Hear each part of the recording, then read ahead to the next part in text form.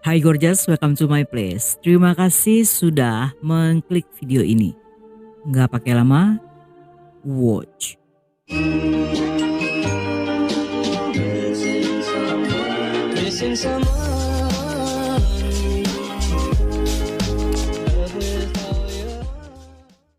Kata adminnya, host mabar kriminal berwajah good looking. Dan walaupun saya penasaran seperti apa orangnya, tetapi saya lebih penasaran nungguin video terbarunya. Karena semua ceritanya selalu mind-blowing dan dibawakan dengan runut serta detail yang bikin kita tentunya betah untuk nonton. Dan buat Bang Mabar Kriminal, berhubung fansnya kan udah mulai banyak nih. Jadi kalau bisa, uploadnya 2 kali sehari, biar jiwa-jiwa detektif kami tersalurkan. Yang belum tahu channel Mabar Kriminal, yuk mampir bareng-bareng ke sana, biar kita bisa nonton seru-seruan. Seperti biasanya, link saya tempel di kolom deskripsi. Sarah merupakan putri dari pasangan Karim dan Sibai. Ayahnya hanya bekerja serabutan dan ibunya jualan makanan yang hanya cukup untuk sekedar makan. Dia memiliki 12 orang saudara, namun hanya 6 dari mereka yang berhasil bertahan hidup. Karena hidup dalam kemiskinan dan tidak memiliki uang untuk berobat, sehingga orang tuanya tidak mampu mengobati anak-anak yang sakit. Dan pada akhirnya, hal ini pun berujung pada kematian. Mereka adalah keluarga Muslim yang berasal dari Sultan Kudarat Filipina, dan setelahnya tinggal di kota Batu City yang berada di daerah Mindanao, di mana di daerah tersebut sering kali terjadi perang antar suku. Hal ini membuat kehidupan masyarakat di sana cukup mengalami kesulitan.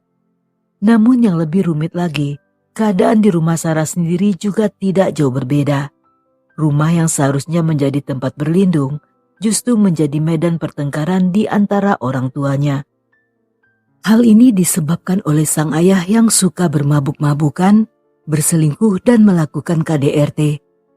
Sebagai kepala keluarga, Karim bukanlah suami yang baik. Setiap harinya, pria itu sibuk dengan dunianya sendiri dan membiarkan istrinya sebagai pencari nafkah utama. Walaupun merasa kesal, tetapi Sibai tidak bisa berbuat apa-apa.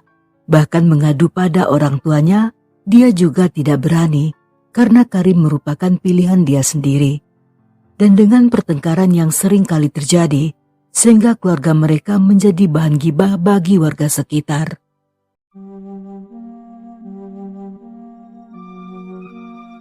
Melihat kondisi keluarganya yang berantakan, Sarah seringkali merasa kasihan pada ibunya, yang selain banting tulang menghidupi mereka, dia juga harus bertahan menghadapi sikap suaminya yang dari hari ke hari tidak pernah berubah. Hingga di satu titik, Sarah berniat untuk berhenti sekolah dan membantu mencari nafkah. Namun ketika dia menyampaikan hal ini pada ibunya, dengan tegas Sibai menolak permintaan tersebut. Menurutnya, jika Sarah benar-benar ingin membantu, maka satu-satunya cara adalah dengan bersekolah agar bisa merubah kehidupannya. Walaupun lelah dengan keadaan tersebut, namun Sarah yang menyadari bahwa pendidikan merupakan jalan keluar, sejak saat itu mencoba untuk bertahan dan juga belajar. Dan demi kebaikan sang putri, pada akhirnya Sibai memutuskan untuk menitipkan Sarah pada kakeknya yang merupakan ayah dari Sibai. Karena rumah mereka tidak terlalu jauh, sehingga sang kakek juga mengetahui permasalahan dari keluarga putrinya. Dia bahkan merasa malu melihat sikap menantunya yang setiap hari hanya bermabuk-mabukan. Walaupun telah berulang kali menasihati hingga menghajar pria itu, tetapi sayangnya Karim masih belum berubah. Selama tinggal di sana, kakeknya memperlakukan Sarah dengan sangat baik dan juga sekaligus tegas. Walaupun mereka hidup sangat sederhana, namun bersama sang kakek, Sarah seolah mendapat harapan baru. Selain sekolah dan belajar agama, setiap subuh dia telah bangun dan membantu kakeknya berjualan. Pria itu mengharapkan sang cucu untuk menjadi wanita muslim yang baik serta teladan. Bahkan di lain waktu ketika memergoki Sarah yang sedang memakai lipstik, dia pun segera menasihati gadis itu dan mengingatkan untuk berhati-hati dalam bersikap agar tidak terjerumus dalam gaya hidup kebarat-baratan. Namun sayangnya kebahagiaan Sarah tidak bertahan lama, karena tiba-tiba kakeknya meninggal dunia yang membuat Sarah merasa sangat kehilangan. Sibai yang tidak ingin putrinya kembali tinggal di rumah yang kacau, kali ini mengirim Sarah tinggal di rumah saudarinya yang bernama Aisyah bersama dengan suaminya Abdullah. Di sana dia akan membantu sang bibi untuk mengurus rumah, dan sebagai gantinya mereka akan membiayai pendidikan Sarah. Selama tinggal di sana, walaupun Sarah bisa sekolah dan melakukan pekerjaan rumah dengan sangat baik, namun gadis itu mulai merasa tidak suka bersekolah. Dia tidak ingin merepotkan sang bibi dan ingin cepat-cepat bekerja agar bisa cepat menghasilkan uang. Pikiran tersebut seketika muncul ketika melihat seorang temannya yang bernama Fatima yang saat itu telah bekerja di Arab Saudi. Hingga satu waktu, Sarah yang sangat ingin membantu ibunya tiba-tiba mencuri uang milik sang bibi yang disimpan dalam tas yang tergantung. Dan dengan alasan kangen pada ibunya, Sarah pun berpamitan untuk pulang ke rumah. Dan dia pun memberikan uang tersebut pada Sibai yang diakuinya sebagai pemberian dari bibinya. Namun Sibai yang tahu jika Sarah telah berbohong, saat itu menasehati dan memintanya untuk mengembalikan uang itu. Sarah pun mengikuti perkataan ibunya dan mengembalikan uang tersebut sambil mengakui kesalahannya pada sang bibi. Saat itu Aisyah sama sekali tidak marah. Dia hanya memberi nasihat dan menyuruh Sarah untuk berterus terang jika dia ingin meminta uang. Sedangkan Abdullah yang kecewa saat itu memukuli kaki Sarah sebagai sebuah bentuk hukuman agar gadis itu tidak mengulangi perbuatannya.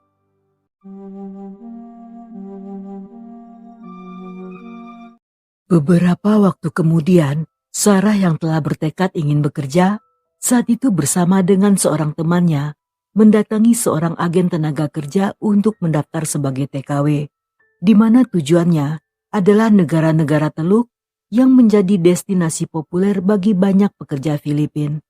Sang agen yang mengetahui jika Sarah masih berusia 15 tahun, pada awalnya menolak permintaan tersebut.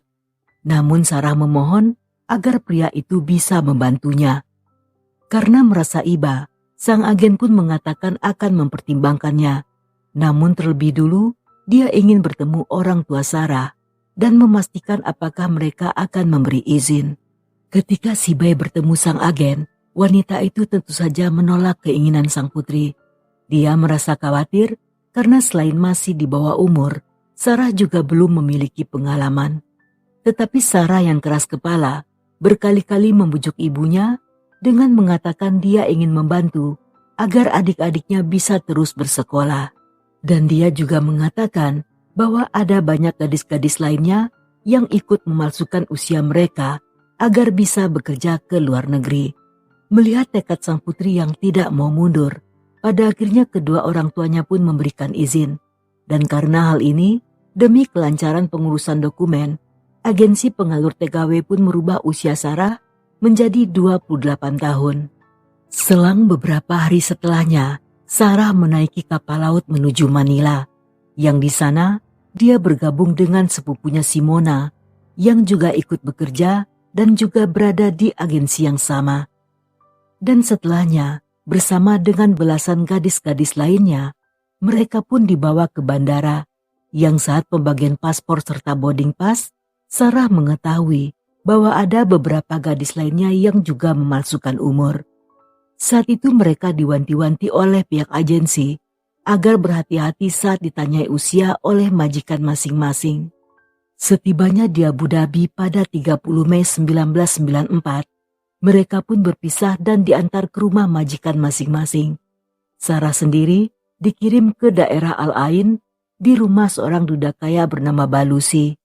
Pria berusia 67 tahun itu memiliki 4 orang putra yang 2 diantaranya masih tinggal di sana. Di sana Sarah bertemu dengan Helen, seorang pekerja yang masa kontraknya telah habis dan posisinya akan digantikan oleh Sarah. Namun sejak hari pertama berada di rumah tersebut, Sarah telah melihat adanya kejanggalan, di mana saat sedang berada di dapur, dia memergoki Helen yang sedang bertengkar dengan salah satu putra Balusi sebut saja bernama Amir.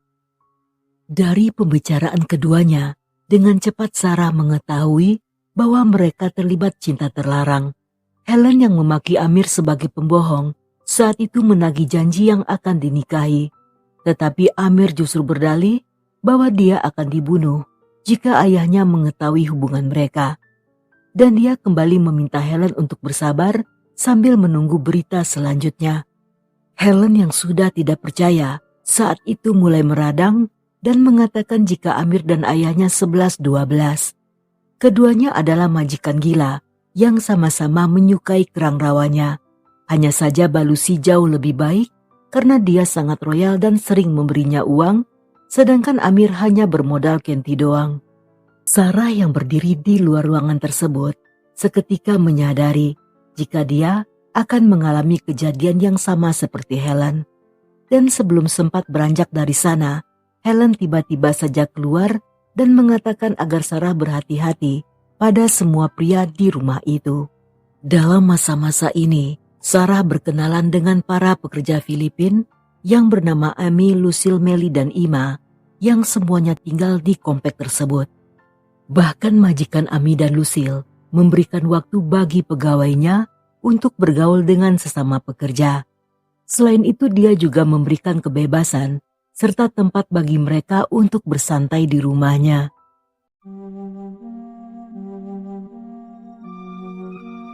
Seiring berjalannya waktu, saat itu Sarah yang bekerja sendirian karena Helen telah kembali ke Filipina, perlahan mulai mendapat pelecehan yang tidak hanya dari putra Balusi, tetapi juga dari pria tua itu sendiri. Salah satu momen yang paling memalukan adalah ketika putra Balusi memanggilnya untuk membawakan handuk tepat sesaat setelah mereka mandi. Dan seketika mata Sarah ternodai karena di saat itu mereka dalam keadaan polos dan membuka pintu lebar-lebar dengan bijinya yang gondal-gandul bergoyang-goyang. Hal ini membuat Sarah merasa terhina, tetapi dia mencoba bertahan dan menolak dengan segala cara.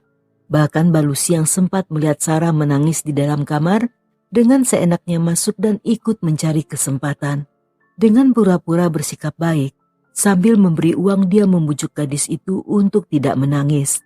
Namun setelahnya, dengan menggunakan isyarat jari yang dikeluar masukkan, dia mengajak Sarah untuk melakukan happy ending. Mengetahui maksud buruknya, Sarah yang ketakutan segera melempar uang tersebut dan berlari meninggalkan kamar.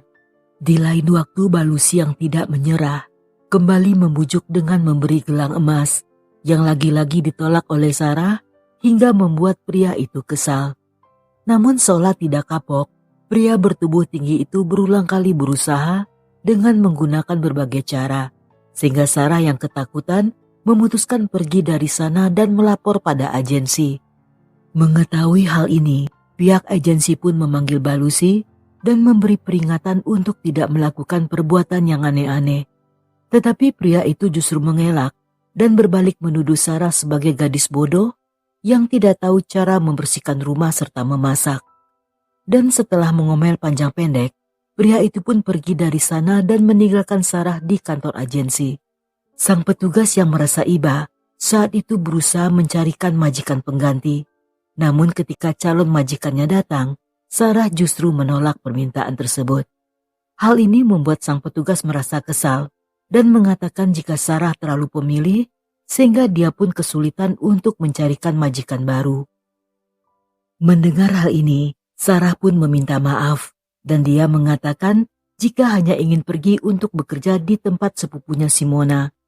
Merasa kesal dengan sikap keras kepalanya, pada akhirnya sang petugas pun mengatakan jika semua terserah pada Sarah dan dia tidak mau tahu lagi.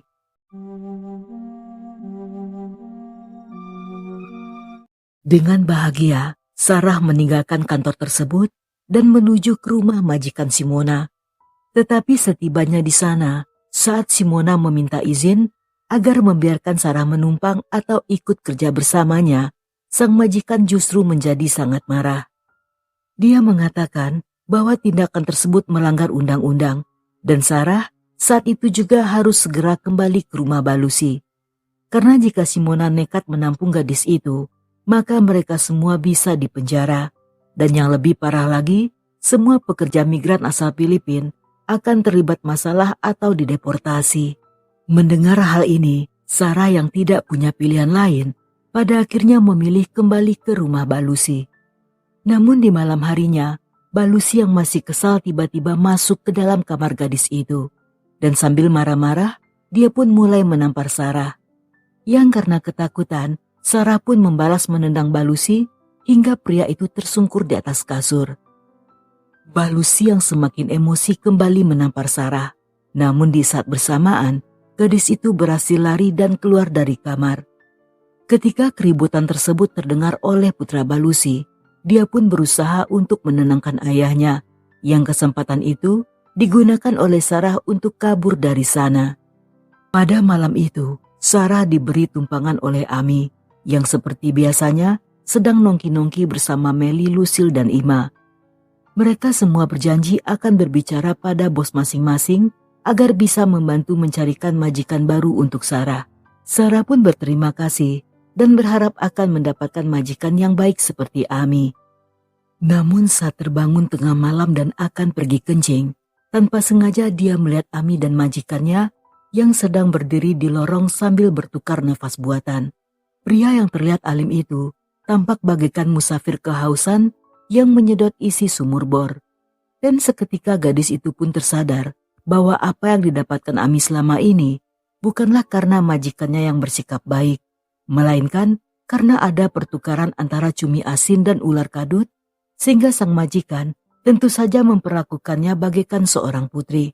Dan di hari itu pula, pada akhirnya Sarah mengetahui kenyataan betapa sulitnya kehidupan para TKW di negara itu. Bahkan untuk bertahan hidup, terkadang mereka harus mengorbankan harga diri dengan menjalin hubungan terlarang.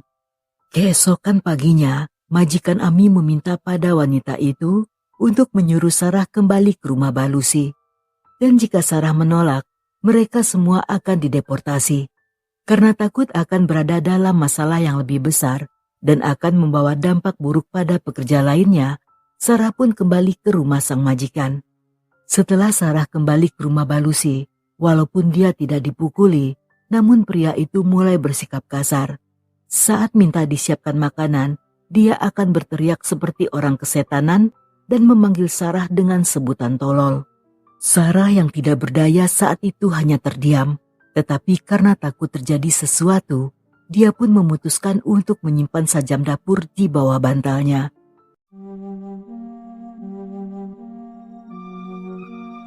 Di malam 19 Juli 1994, tepat 49 hari Sarah bekerja di sana, tiba-tiba Balusi menyerang Sarah yang tertidur di kamarnya. Dia mendekati Sarah dengan membawa sebuah sajam dapur berukuran besar, yang benda tersebut ditempelkan ke leher Sarah dan mengancam akan membunuh gadis itu jika dia menolak melakukan happy ending. Sarah yang ketakutan seketika teringat jika dia menyimpan sajam kecil di bawah bantal. Dengan gemetar dia pun meraih sajam tersebut yang bertujuan untuk melawan Balusi. Namun dengan sigap, pria itu berhasil merebut dan membuang sajam tersebut. Namun saat dia berusaha membuka pakaian dalam Sarah, karena terlalu bersemangat, Balusi yang mulai tidak fokus tanpa sadar menjatuhkan sajam besarnya. Hal ini dimanfaatkan oleh Sarah yang segera mengambil benda tersebut. Saat berhasil mendapatkannya, Sarah pun menusuk bahu pria itu dan setelahnya berusaha melarikan diri. Namun saat kembali tertangkap, kali ini Sarah yang masih memegang sajam itu, kemudian menikapnya bertubi-tubi sebanyak 34 kali yang membuat Balusi tewas di tempat.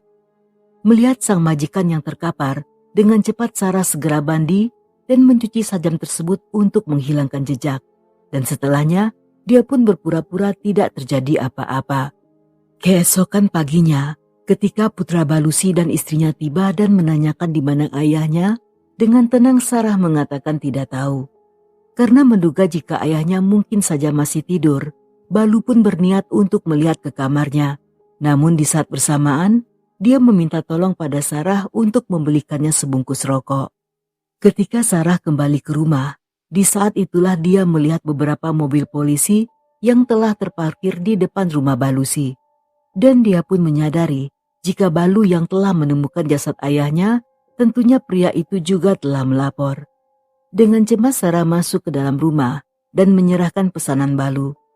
Tetapi Balu yang sedang kesal, tiba-tiba tanpa sengaja memperhatikan belakang leher Sarah yang terdapat adanya bekas luka. Sejak beberapa waktu sebelumnya, Sarah sering kali melepas hijab. Dan itulah sebabnya Balu bisa melihat luka gores tersebut. Sebagai orang yang tinggal di rumah itu, Sarah juga ditanyai oleh polisi. Walaupun pada awalnya dia berpura-pura tidak tahu, namun sama seperti Balu, sang petugas juga merasa curiga ketika melihat pada bagian belakang lehernya terdapat adanya bekas luka benda tajam.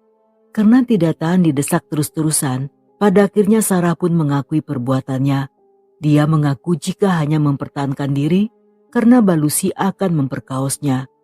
Sarah pun segera dibawa ke penjara, namun setibanya di sana, alih-alih diperlakukan sebagai korban, dia justru diperlakukan sebagai pelaku dan tidak mendapatkan pemeriksaan psikologis.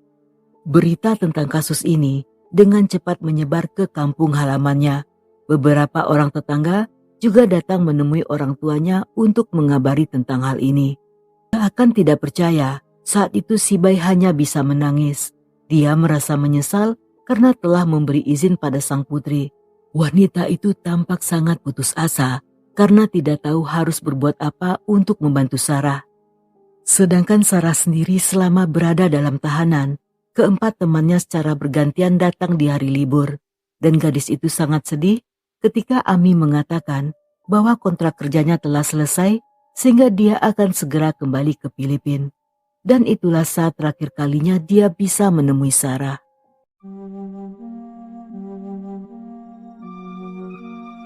Setahun kemudian, dalam persidangan yang dilakukan di pengadilan lokal, Sarah divonis 7 tahun penjara dan diwajibkan membayar uang darah pada keluarga Balusi sejumlah 650 juta.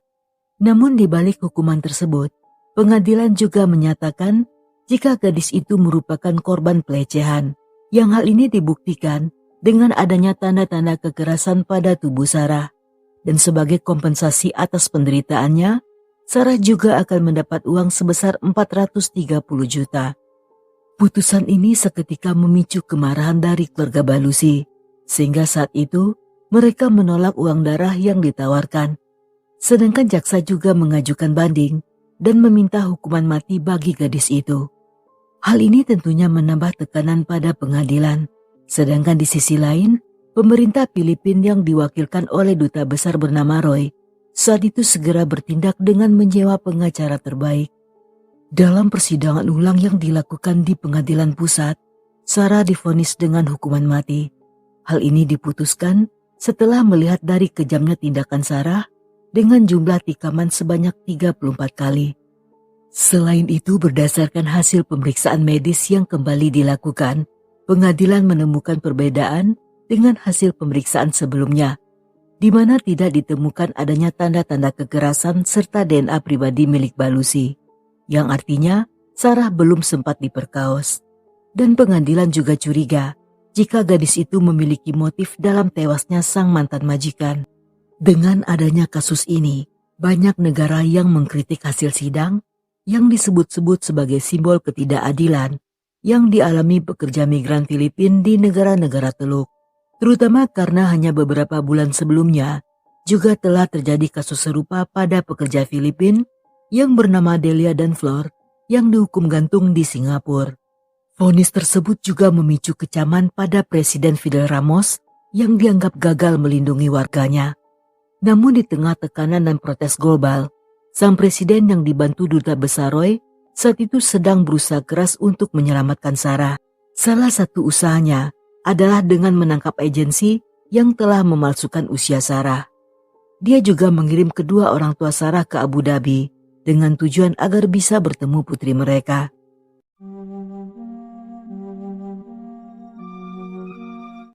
Setelah melakukan permohonan pribadi dan atas dasar belas kasihan, Presiden Uni Emirat Arab yang bernama Zayed bin Sultan Al Nahyan berhasil untuk membujuk keluarga Balusi. Pada akhirnya mereka pun setuju untuk mencabut tuntutan dan bersedia menerima imbalan uang darah. Yang karena hal ini, sehingga saat dilakukan sidang ketiga, Sarah pun divonis hukuman penjara selama setahun, membayar uang darah sejumlah 215 juta, serta 100 kali cambukan. Karena Sarah masih muda dan seorang wanita, sehingga hukuman cambuk tidak akan dilakukan sekaligus, melainkan akan dilaksanakan selama 5 hari berturut-turut, yang setiap harinya dia akan menerima 20 kali cambukan. Hukuman tersebut telah dipastikan sesuai dengan prinsip hukum agama serta aturan yang berlaku di negara itu. Agar petugas yang melakukan eksekusi bisa membatasi kekuatan tangan saat mencambuk, dia juga diwajibkan untuk mengepit sebuah buku di ketiaknya. Dan dalam pelaksanaan itu, dia akan didampingi oleh seorang dokter yang bertugas untuk memastikan kondisi Sarah dan melihat apakah gadis itu kuat atau tidak saat dicambuk.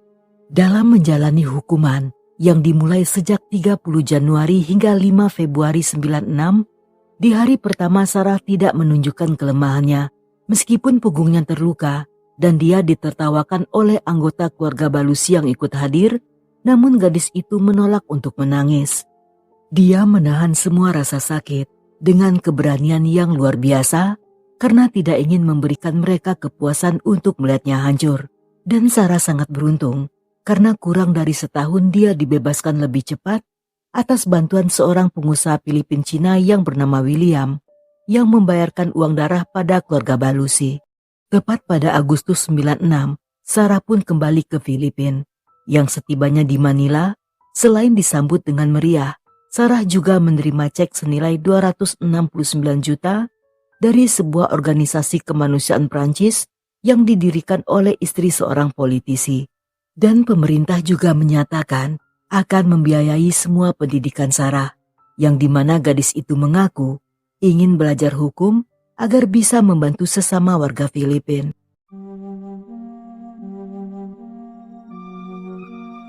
Setelah kepulangannya, Sarah mendapat banyak perhatian. Dia seringkali diundang untuk tampil di berbagai media TV serta radio. Dan setahun setelahnya, kisah hidup Sarah diangkat menjadi sebuah film berjudul Sarah. Pada awalnya sang sutradara memberikan peran utama pada gadis itu. Namun Sarah menolak tawaran tersebut dan digantikan oleh seorang artis profesional.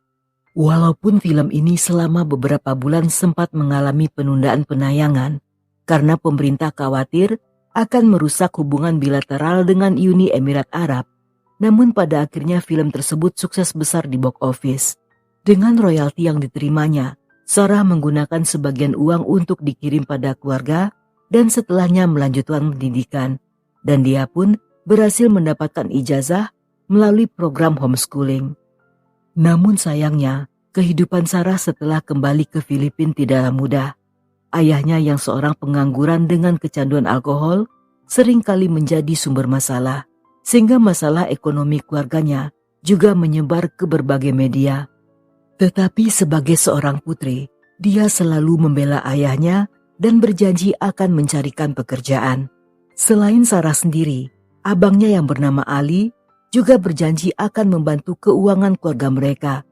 Namun janji tinggallah janji, karena setiap kali ditagih, Ali seolah-olah mendadak mengalami amnesia. Hanya sesaat setelah berada di Filipina dan saat berusia 17 tahun, Sarah tiba-tiba ditemukan hamil dan melahirkan putri pertamanya yang diberi nama Ara. Dia tidak pernah memberitahu siapa ayah dari putrinya dan menyimpan rahasia tersebut rapat-rapat. Setelah kelahiran sang putri, Sarah pun mengambil pelajaran tambahan dengan kursus komputer dan les vokal, yang karena hal ini, perlahan karirnya mulai berkembang dan Sarah pun mendapat beasiswa dari sebuah pusat seni.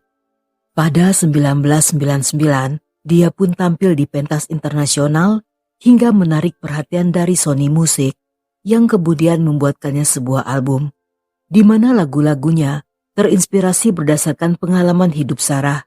Album tersebut sukses di pasaran dan disukai oleh para pekerja migran Filipina yang merasa terhubung dengan lagu-lagu tersebut.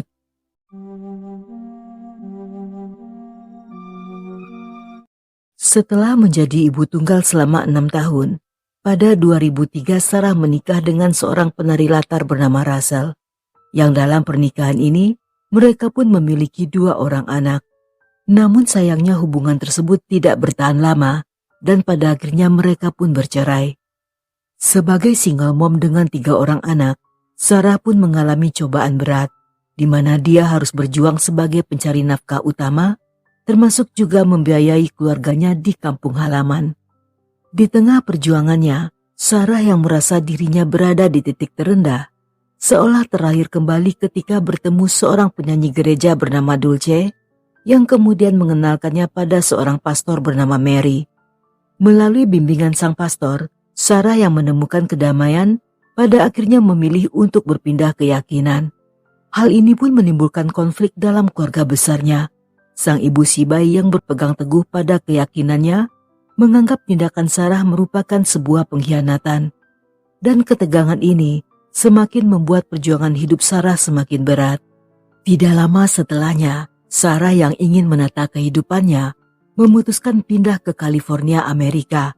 Yang di sini di sebuah gereja baptis, dia bertemu seorang pria bernama Jun yang kemudian dinikahinya di tahun 2013. Bersama dengan Jun, Sarah memiliki 2 orang anak, dan 5 tahun kemudian mereka pun pindah ke kota Las Vegas. Dan di kota ini pun, dia berkarir sebagai pembawa acara program sebuah radio, sekaligus pengacara yang memperjuangkan sesama korban yang selamat dari perdagangan manusia.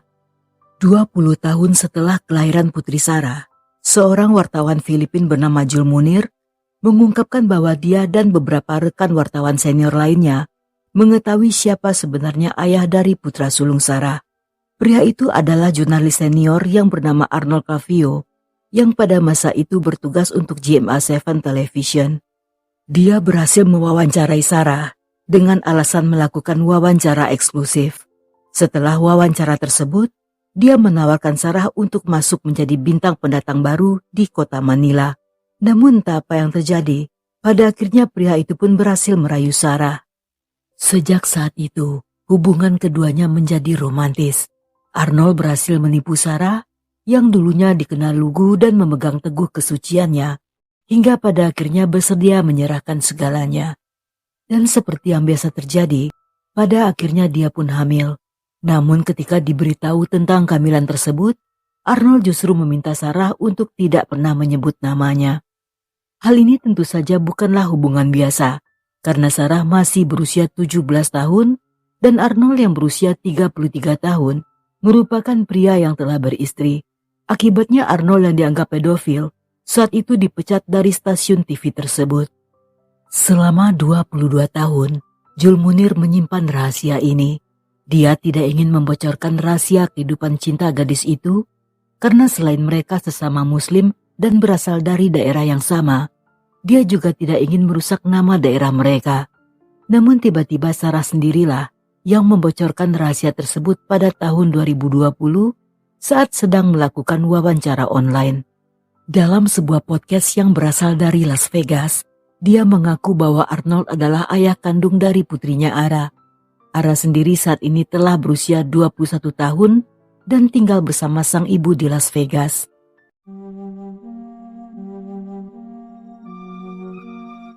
Dalam wawancara tersebut, Sarah seolah menyalahkan hukum Islam yang membuatnya mendapatkan hukuman cambuk sebanyak 100 kali. Dia mengalami trauma dan menurutnya hal inilah yang membuatnya tidak lagi meyakini Islam sebagai agamanya. Dan saat Jul Munir bertugas sebagai manajer di stasiun TV di kota Bato, seorang pegawainya yang merupakan sepupu Sarah mengatakan bahwa lebih baik jika dulu Sarah mendapat hukuman mati dan tewas di tangan regu tembak, karena setidaknya saat itu dia akan meninggal sebagai seorang muslim. Sedangkan menurut Sarah, dia membuka rahasia tersebut bukanlah untuk balas dendam, melainkan karena putrinya perlu mengetahui tentang latar belakang sang ayah yang sebenarnya. Dan Sarah juga ingin mengakhiri rumor serta membersihkan nama 3 orang pria yang selama ini disebut-sebut sebagai ayah biologis dari Ara. Mereka adalah duta besar Roy, sang pengusaha William, dan seorang penyiar bernama Tito. Ketiga orang tersebut adalah orang-orang yang selama ini mendukungnya, berbeda dengan Arnold yang hanya bisa tebar benih tai macan sana-sini, dan hingga saat ini selalu menyangkal serta tidak mengakui kegatalannya. Sedangkan istri Arnold sendiri telah memaafkan dan berdamai dengan Sarah ketika Sarah meminta maaf pada wanita itu. Dan untuk saat ini, Sarah hanya fokus pada keluarga dan berusaha memperbaiki kehidupannya. Dia juga berusaha untuk memberikan masa depan yang lebih baik bagi kelima anak-anaknya.